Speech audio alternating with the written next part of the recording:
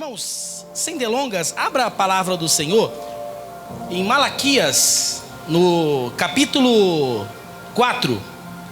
Malaquias, para quem não sabe, é o último livro do Velho Testamento. Se tiver dificuldade aí de encontrar, você chega no Novo Testamento em Mateus, volta somente um pouquinho, já encontra Malaquias. Nós vamos fazer esta leitura, uma leitura bem curta aqui, mas eu tenho certeza, eu tenho convicção que Deus tem uma palavra aos nossos corações, amém? Quantos achou, diga amém. Malaquias 4. Quem não achou, diga estou procurando. Está procurando ainda? Já está aqui na mídia, não está na mídia ainda? Tá certo. Malaquias 4, verso 1 a seguir, nos diz assim, muita atenção, irmãos, diz assim, porque eis que aquele dia vem, ardendo como forno, todos os soberbos e todos os que cometem impiedade serão como palha, e o dia que está para vir os abrasará, diz o Senhor dos exércitos, de sorte que lhes não deixará nem raiz nem ramo. Verso 2: mas para vós que temeis o meu nome, nascerá o sol da justiça. Repita após mim: sol da justiça. Amém. Irei dar sequência à leitura. E salvação trará debaixo das suas asas, e sairei e crescerei como o bezerro cevado. Versículo 3: e pisarei os ímpios, porque se farão cinzas debaixo das plantas de vossos pés, naquele dia que farei, diz o Senhor dos exércitos. Versículo 4: lembrai-vos da lei de Moisés, meu servo, a qual lhe mandei em Horebe para todo o Israel, e que já os estatutos e juízos. Versículo 5: eis que eu vos envio o profeta Elias, antes que venha o dia grande e terrível do Senhor. Verso 6: e converterá o coração dos pais aos filhos, e o coração dos filhos aos seus pais, para que eu não venha e fira a terra com maldição. Amém? Graças a Deus. Antes de entrar aqui na palavra de Deus, quero aqui agradecer primeiramente ao nosso Deus por esta rica, gloriosa, ímpar oportunidade de apregoar a sua palavra. Agradecer também aqui o pastor Alessandro, que tem nos confiado o microfone, nos confiado o púlpito. Deus continua abençoando a sua vida, pastor, o meu pastor, o nosso pastor. Agradecer também a companhia da minha amadíssima esposa. E a Sarinha deixou os estudos hoje e veio cultuar a Deus junto conosco. E o meu filho Samuel também. Amém? Feito aqui o nosso agradecimento. Não poderia esquecer do pastor Levi, que fez a mídia lá, colocou o gordinho lá na internet, né? Deus continua te abençoando, viu, Levi? Nós precisamos trocar aquela foto, viu, Levi? Que aquela foto lá tá meio gordinho, deu uma emagrecida já, né? Vamos trocar aquela foto lá. Mas amém. Levi, ele sempre, com voluntariedade, ele tem trabalhado para a obra do Senhor. Saiba de uma coisa, viu, Levi? A recompensa vem do Senhor sobre a tua vida. Pode aguardar. Deus, ele nunca fica devendo nada para ninguém, irmãos. Nós fazemos, nós não precisamos ser reconhecidos humanamente, mas Deus está vendo e Ele reconhece e Ele recompensa.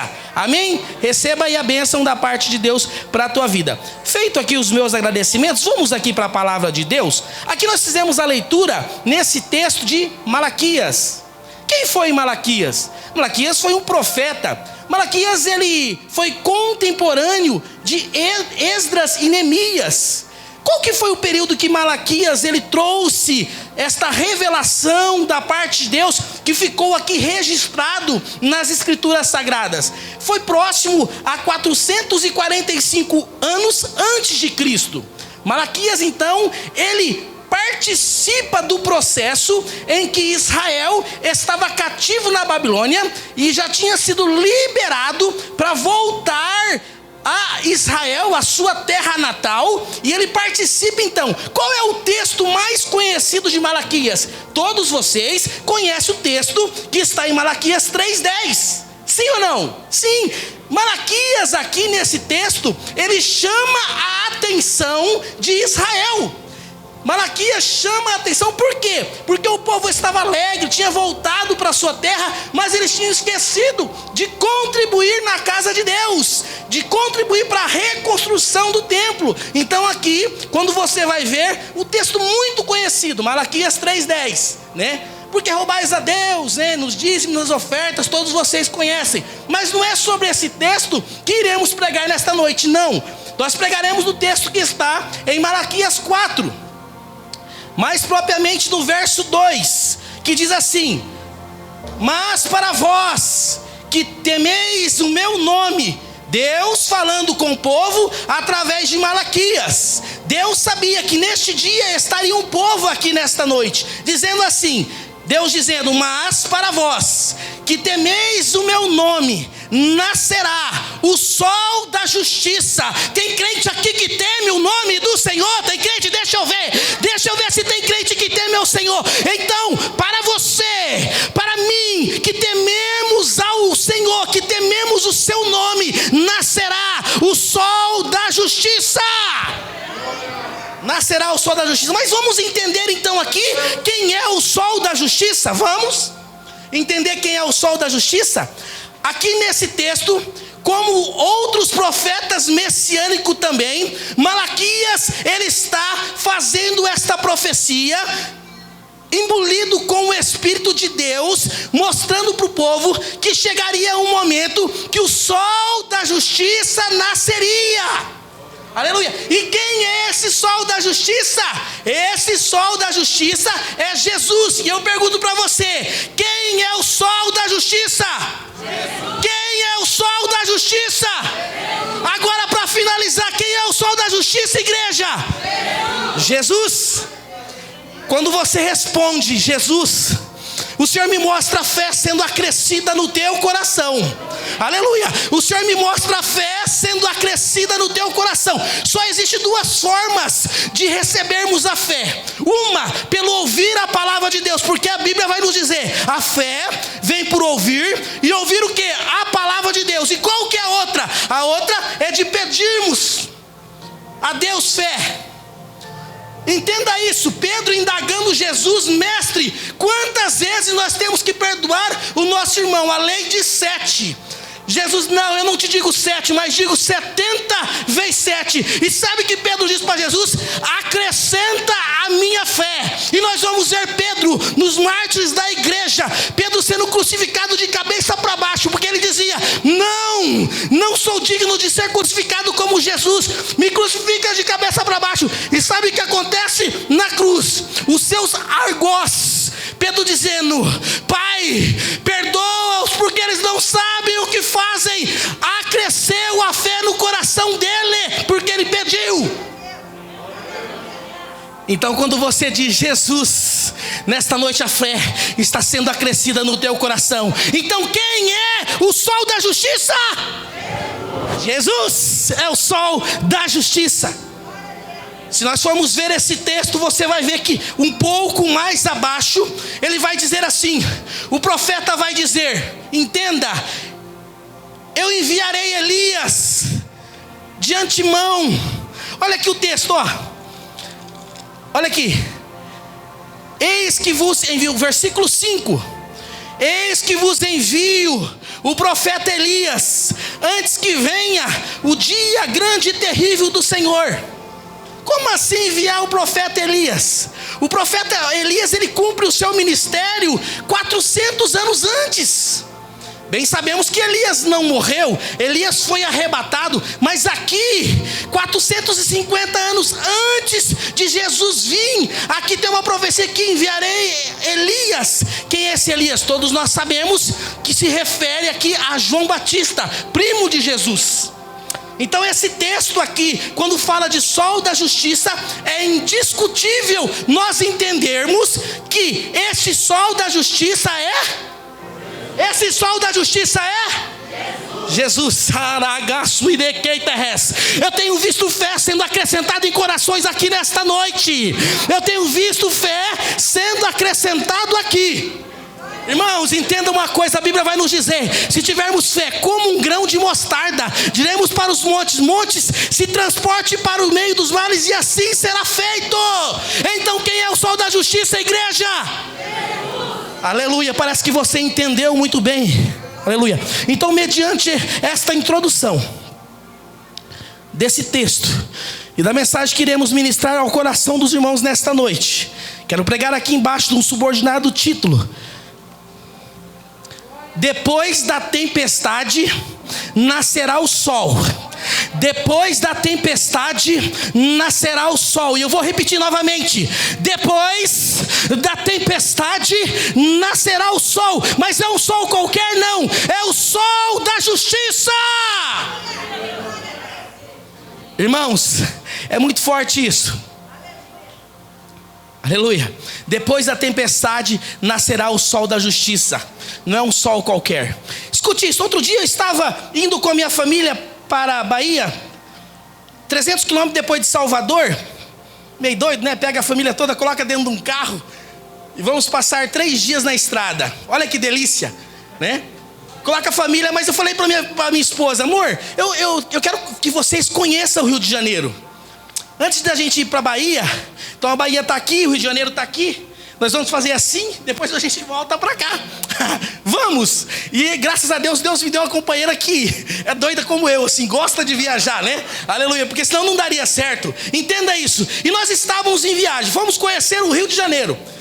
Praia de Copacabana Palace. Tem uma foto da nossa família lá. Eu não posei lá, irmãos, que é muito caro, mas eu tirei uma foto em frente para ficar no hall da história. Tiramos lá. O que nós fizemos nessa viagem? Nós queríamos conhecer o Rio de Janeiro. Nós chegamos no Rio de Janeiro, entramos em Copacabana, tiramos o sapato, pisamos o pé na areia, conhecemos. Vamos embora, família? Vamos seguir viagem? Vamos. E nós fomos. Mas o que me chama a atenção aqui nesse texto, ao qual estarei ministrando ao coração dos irmãos, entenda: nós estávamos a 100 quilômetros do rio. Nós não tínhamos ainda começado a descer a Serra das Araras. Nós estávamos próximos 100 quilômetros. Começou uma grande tempestade. Pensa numa tempestade, irmãos, de chuva forte, a próximo 100 quilômetros do rio. E todos os carros começaram a encostar.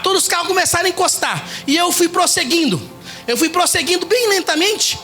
Pela misericórdia, nós viajamos por todo o Brasil aí. A gente tem um pouquinho de experiência. Eu não confio em mim de maneira nenhuma. A minha confiança é inteiramente em Deus.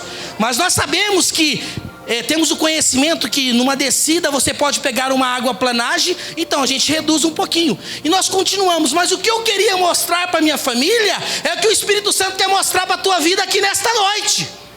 Estávamos todos no carro, a minha esposa preocupada, o limpador de para-brisa assim, e nós não conseguimos ver muita coisa, todo mundo encostando. E eu prossegui. 30 quilômetros depois, irmão, parecia que o mundo estava caindo, estava acabando tudo. 30 quilômetros depois, eu vejo uma faixa, aqui seco e aqui molhado. Eu atravesso essa faixa, um sol maravilhoso.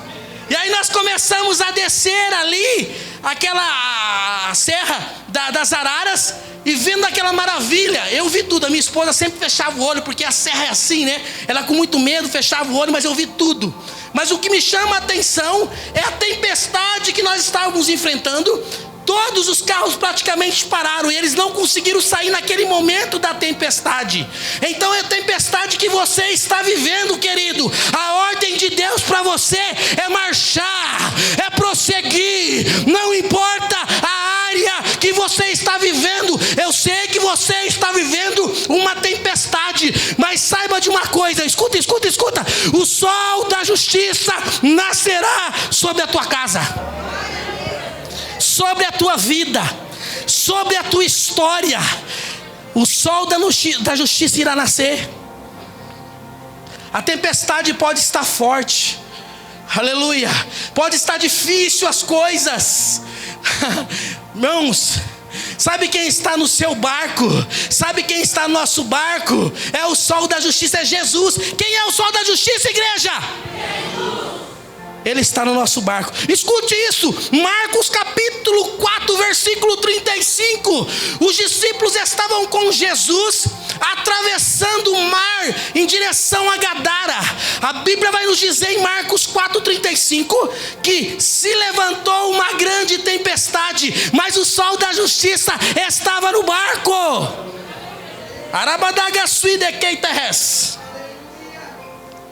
Sabe o que acontece? Os discípulos, eles viram que o conhecimento técnico, o conhecimento que eles tinham, porque ali tínhamos Pedro estava ali, Pedro era pescador. O conhecimento técnico, eles viram que não tinha mais jeito, mas Jesus estava no barco. Desperta Jesus, Jesus se levanta, e olha aqui como Jesus é ordeiro. Olha que como Jesus ele faz tudo certo. Jesus diz assim: cala-te vento, aquieta-te mar. E a Bíblia vai nos dizer que houve bonança.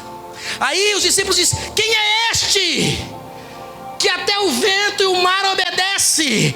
Este é o sol da justiça. É o sol da justiça.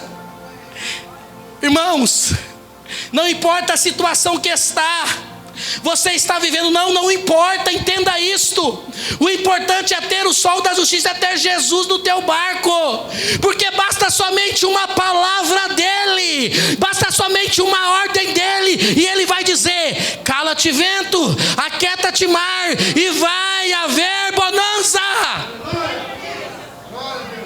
Basta somente uma palavra. Estava difícil ali para eles, muito difícil, irmãos. Aleluia.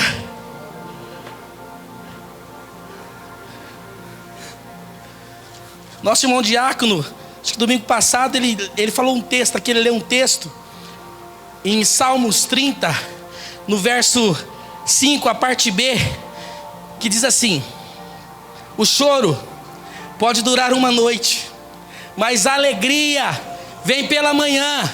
O choro pode durar uma noite, eu vou repetir: o choro pode durar uma noite. Essa noite simboliza a tempestade que você está vivendo. Aproveita a chorar, irmão, porque Deus enxugará dos seus olhos estas lágrimas. Acredite. Aleluia. Irmãos, nós entendemos nesse texto que a profecia é direcionada para o povo de Israel, mostrando aqui que nasceria o sol da justiça, para aqueles que temessem a Deus. E isso aconteceu 450 anos depois.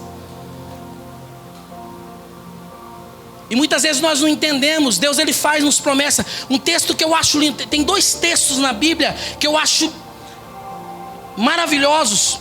Todos os textos da Bíblia são maravilhosos, mas para a aplicação desse texto aqui, nós vamos lá para Números, capítulo de número 23, versículo 19. Nós vemos Deus usando um profeta desviado, porque Balaão já estava desviado, estava tão desviado que Deus usa até a mula, abre a boca da mula para falar com ele. E ele já estava desviado. No Números 23, 19, ele diz assim: o profeta desviado, olha, Deus não é homem para que minta, nem filho do homem para que se arrependa. Tendo ele prometido, ele vai cumprir. Qual é o outro texto?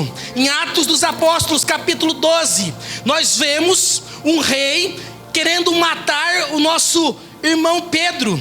Pedro vai para a prisão. Tiago já tinha sido morto no dia, agora Pedro iria morrer no dia seguinte. Em Atos 12, sabe o que acontece? Quando o anjo do Senhor visita Pedro na prisão, Pedro estava preocupado, Pedro estava arrancando os cabelos da cabeça. Era isso que Pedro estava fazendo? O que Pedro estava fazendo na prisão, igreja? Estava dormindo. Pedro estava dormindo. Se você vai morrer no outro dia, sabe que você vai morrer, será que você consegue dormir? Será que você consegue dormir no outro dia, sabendo que você vai morrer? Mas Pedro, ele confiava, porque Deus tinha uma promessa. Jesus ainda tinha uma promessa na vida de Pedro. Pedro, tu me amas? Sim, Senhor, eu te amo. Apacenta minhas ovelhas. Pedro, tu me amas? Amo, Senhor. Apacenta minhas ovelhas. Pedro, tu me amas? Apacenta minhas ovelhas. Então por que você está preocupado em morrer? A nossa vida está nas mãos do Senhor. Descansa, descansa, descansa o teu coração.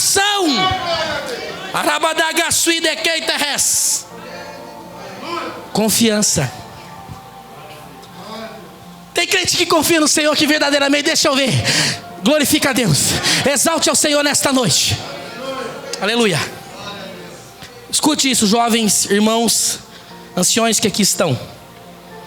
Há 11 anos atrás eu recebi uma profecia.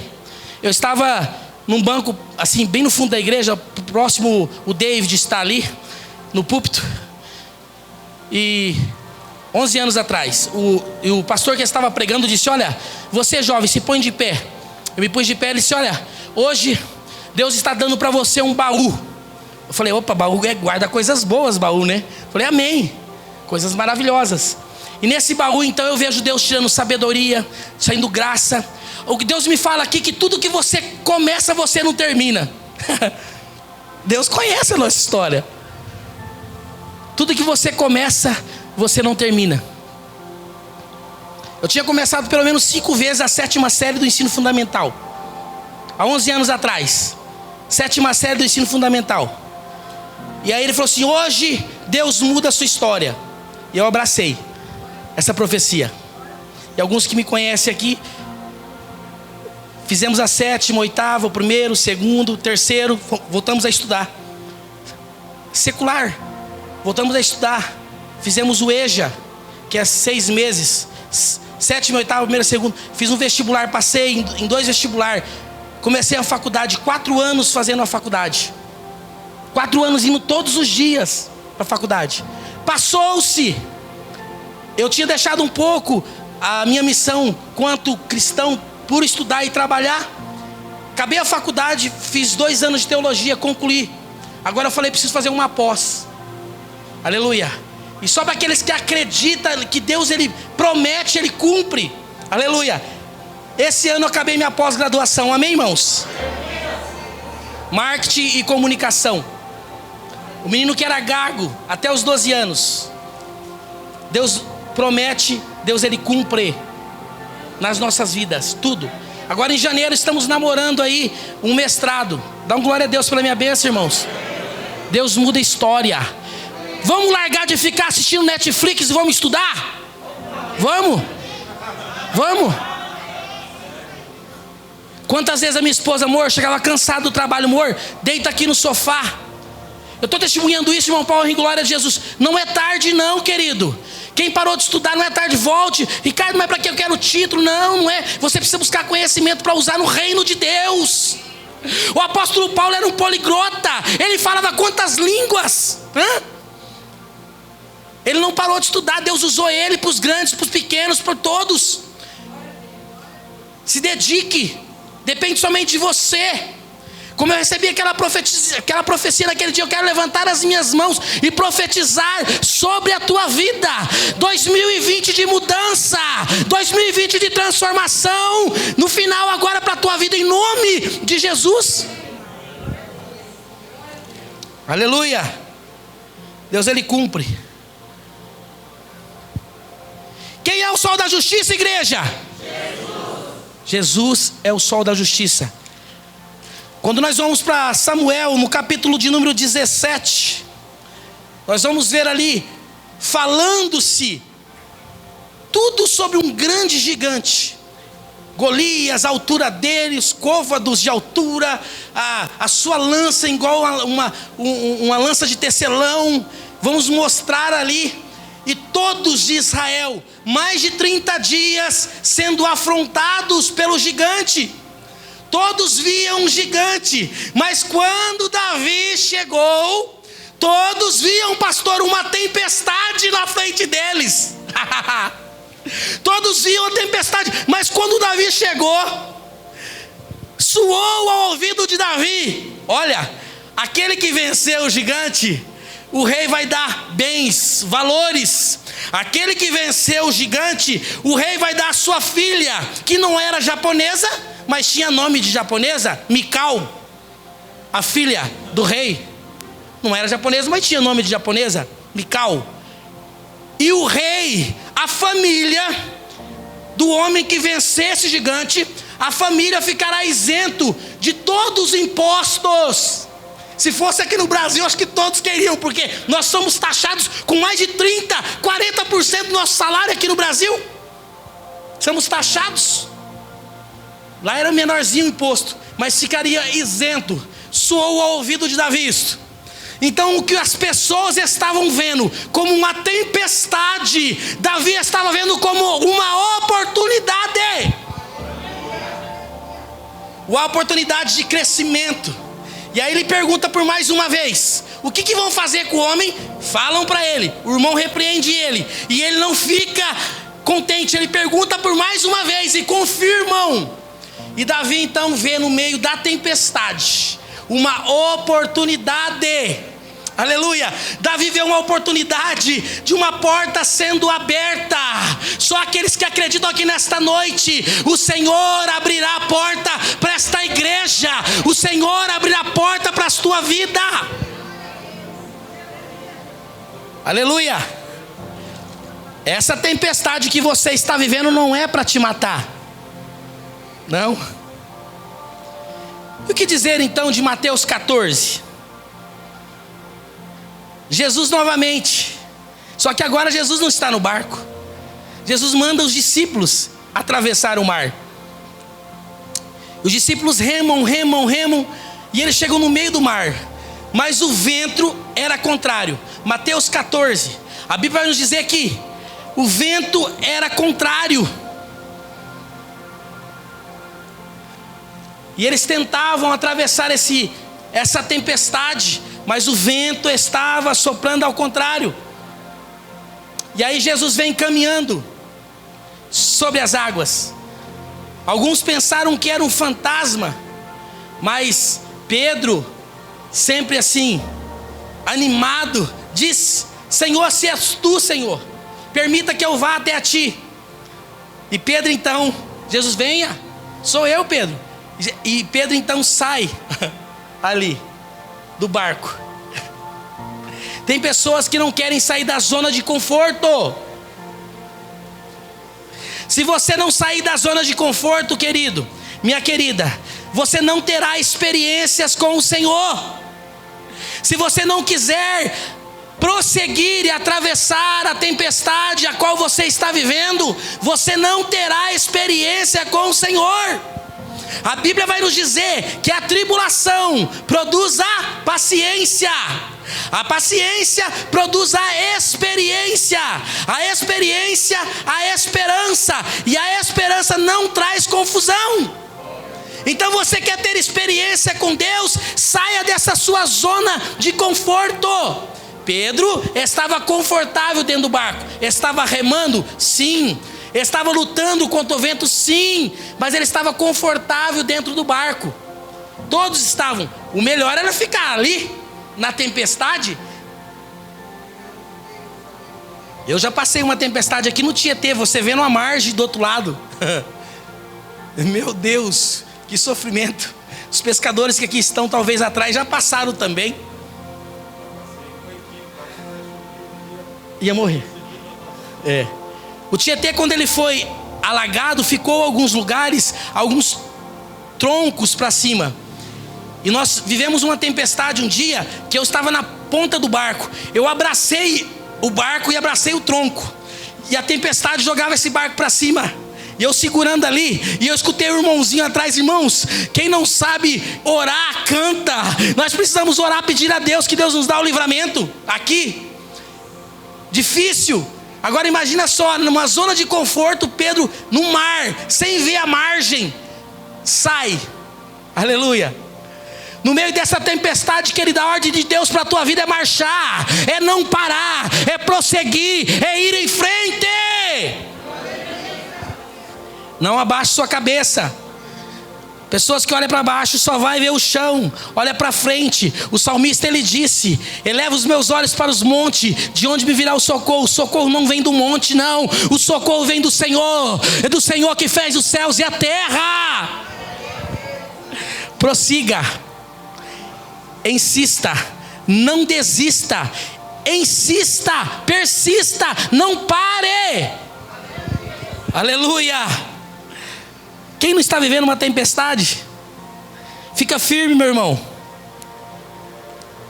Quando nós entendermos na íntegra, entenda isso, e eu estou finalizando. O pastor me deu aqui até 9h35, mas eu já estou finalizando. Entregar um pouquinho antes, né? Porque depois de passar da hora ele puxa o paletó. Pastor, puxa mesmo. Vamos lá. Filipenses 1:21. Quando nós entendermos na íntegra, Filipenses 1:21, que nos diz: o apóstolo Paulo, ele entendeu isso. Porque o meu viver é Cristo. Tudo tem que ser Cristo. Aí ele diz: e se eu morrer, é lucro. Quando nós entendemos isso, irmão, nós vivemos uma vida sem medo. Escute isso, não deixe passar. Escute isso. Quando nós entendermos que o nosso viver é Cristo e o nosso morrer é lucro, a nossa vida, nós vivemos uma vida sem medo. Porque o que tem de gente depressiva, preocupada com o corona, que vai morrer, que vai não sei o que, tem que haver realmente uma prevenção, tem que haver sim, mas preocupada ao ponto de você não querer vir para o culto, adorar a Deus. Então quando você entender isso, você vai ver que vale a pena viver uma vida sem medo, sem frustração. E é uma vida que Jesus ele nos prometeu. A Bíblia nos diz que Ele é o príncipe da paz. E Ele nos prometeu dar uma paz, pastores que aqui estão, uma paz que excede todo entendimento. Como pode entender uma mulher com câncer terminal, morrendo, e quando você louva a Deus perto dela, ela sorrindo diz assim: eu estou vendo os céus abertos, eu sei qual é o meu lugar não é aqui. E trazer paz. Eu já fui visitar pessoas, irmãos, que estavam velando um ente querido, e saí de lá, eu fui para consolar, eu saí de lá consolado e confortado. É esta paz que Jesus quer trazer aos nossos corações, no meio da onde? Da tempestade. Porque o sol da justiça já nasceu. Quem é o sol da justiça, igreja? Jesus. Ele nasceu, ele morreu, mas ele ressuscitou ao terceiro dia, e ele está sobre esta igreja, sobre a sua casa, sobre o seu ministério, sobre o seu trabalho, ele está. E eu finalizo dizendo que essa profecia de Malaquias, ela é aplicável para as nossas vidas hoje, dizendo: para aqueles que temem ao Senhor, nascerá o sol da justiça. Então não importa, irmãos, o que você está vivendo, acredite. Você sabe o que é fé? O escritor diz que fé é firme fundamento das coisas que não se vê, mas a prova daquelas que se esperam. Você não está vendo ainda o milagre. Você ainda não está vendo o milagre. Por esses olhos carnais. Mas se você pedir: Senhor, abre os meus olhos espirituais, aí você já vai começar a ver, contemplar pelos olhos da fé a bênção chegando. E essa bênção é sacudida, transbordante e recalcada. Irmãos, eu não sou um pregador triunfalista, não. Eu prego o cajado que Deus me dá, mas hoje Deus me deu isso para a tua vida. Prossiga nesse deserto, insista. Irmãos, eu sou prova viva que Deus muda a vida do homem e da mulher.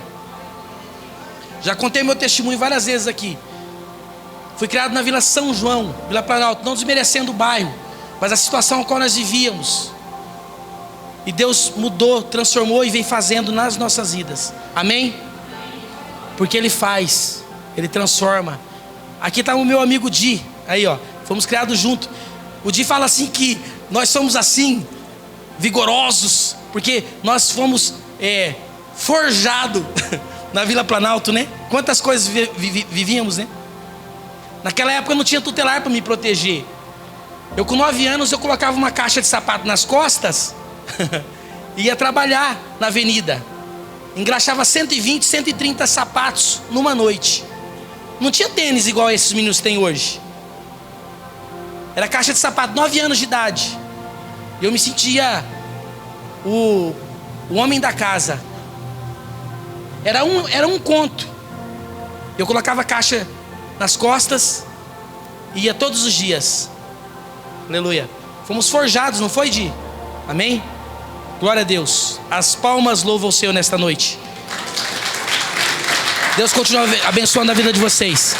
E eu finalizo dizendo assim: quem é o sol da justiça? Jesus. Quem é o sol da justiça? Jesus. Amém.